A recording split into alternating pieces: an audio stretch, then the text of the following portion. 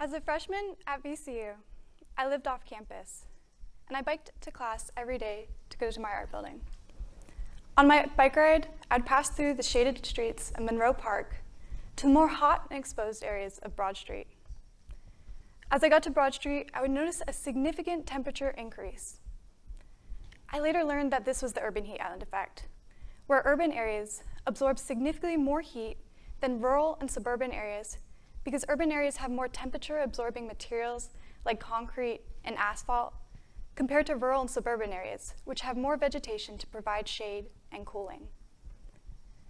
But this isn't just uncomfortable, it's dangerous. According to the World Health Organization, extreme heat can exacerbate health risks like dehydration and heat stroke. And in Richmond, according to the New York Times, red line neighborhoods, which are neighborhoods historically denied investments due to racist housing policies, experience temperatures up to 10 degrees higher than wealthier, greener neighborhoods in Richmond. As I biked through Richmond, I also got to know its thriving mural culture. There's seemingly a mural on almost every street. And initially I just viewed them as eye-catching decorations, but over time I began to realize that they can do more than just beautify a city. They can serve as powerful tools for education and awareness. As I finished my bike ride to the Bow Street parking deck, where I took my art foundation classes, I would take the elevator up to eat outside on the rooftop to eat lunch. And as I ate lunch, I would stare at this blank fake stucco wall.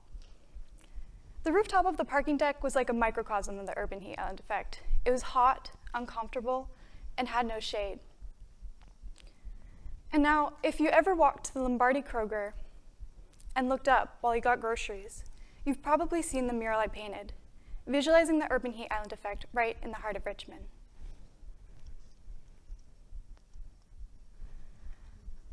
As an artist and a painter, I've come to understand that materials and intentional design matter deeply. For instance, the transparency of watercolor compared to the opaqueness of acrylic paint can dramatically change the entire tone of a piece. You can layer oil paints on top of acrylics, but not the reverse. Even small design choices, like using a natural-haired paintbrush versus a synthetic one, can change an entire painting. And while these material and design choices might not seem apparent, all these small design and material choices mirror the choices we make in our cities.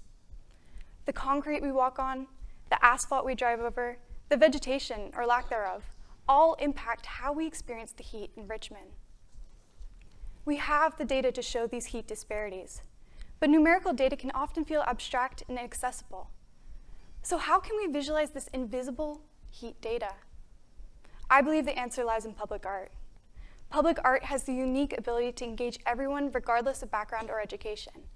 And when placed in vital locations like bus stops, transit hubs, grocery stores, it's right on the streets where everyone can see, feel, and visualize it. The mural I painted wasn't just a creative project. It was a scientific study in design and materials. I used thermal infrared photography to measure the heat absorption of my paint.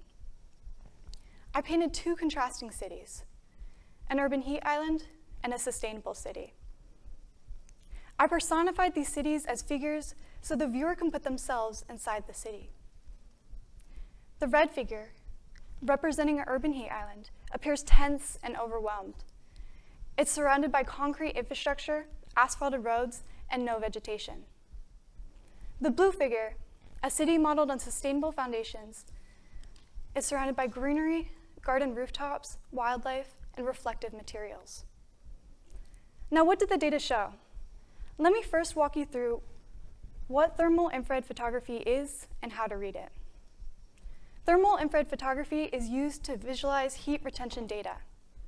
It visualizes heat retention data through colors, and you can use a variety of colors and color palettes, but in my case, I chose the Iron Bow palette, which displays its hottest temperatures as whites, yellows, and oranges, and its coolest temperatures as dark blues and purples. The first thing that we noticed is that color matters deeply, specifically the shades of colors we use. Darker shades absorb more heat than lighter shades. And you can visualize this. Imagine in the summer, you're barefoot, and you're walking on two different types of surfaces, a dark asphalted road or a light concrete sidewalk. The road is going to absorb more heat with its darker color compared to the sidewalk. And we saw the same thing in the mural. When I painted the urban heat island, I specifically painted it with darker shades. And as you can see in the thermal infrared capture, the yellows and the oranges reflect hotter temperatures compared to the sustainable city, which uses more light colors that provides cooling. The next thing that I noticed is that the reflectivity of our materials matter deeply. I painted the sustainable city with a solar reflective paint. And you might be wondering what solar reflective paints are. They're basically paints that are designed with tiny ceramic spheres to help bounce back the sun's rays and reduce surface temperature. And lastly, even the small mark-making techniques that I use in my studio practice, like stippling, layering, blending, and gradients, they impacted the heat absorption in the thermal infrared capture. As you can see in this example, I painted a gradient, a tonal gradient, going from dark to light. It started from a dark fuchsia, going to a magenta, to a light pink, all the way to a white. And in the background of the mural, you can see a thermal gradient going from hot all the way to cool. The shades of colors we use, the reflectivity of our materials, and the intentional way we design our cities all impact how we experience the heat in Richmond. Public art is more than just decoration. It has the power to inform, engage, and connect everyone with visuals that are both actionable and memorable. Think of the mural that you pass on your way to work, running errands, or going to class. The visual is actively shaping the perspective of the space you inhabit. You don't need to purchase a ticket to go to a museum, access academic journals, or know technical jargon. And this can scale beyond Richmond. Imagine murals in other communities, addressing other climate challenges like flooding or air pollution, each transforming the invisible to visible. Because when we give people the language to talk about these issues, we more importantly give them the motivation to act upon them. These changes are possible, but they start with awareness. So the next time you see a mural in Richmond, I want you to ask yourself these 4 questions. 1, what message does the mural convey? 2, how does its materials, mark-making techniques, and colors reinforce this message? 3, how does its scale, location, and placement impact the way we view the mural? For instance, how does a mural that's placed on Carey Street, covering a shop that's 5 by 5 feet, carry a different impact than a mural on Broad Street covering an entire wall of a pharmacy? And lastly, I want you to ask yourself, what real-world solutions does it invite?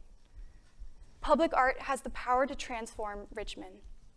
To all the artists, I want you to think about how you can use your creativity to make complex issues more relatable.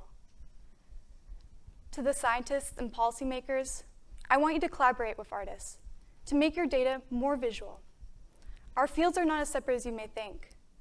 And to everyone else, I want you to not only engage with the public art around you, but to advocate for the funding for the arts and the sciences. Because when we make the invisible visible, we have the power to transform Richmond into a more equitable and resilient city. Thank you.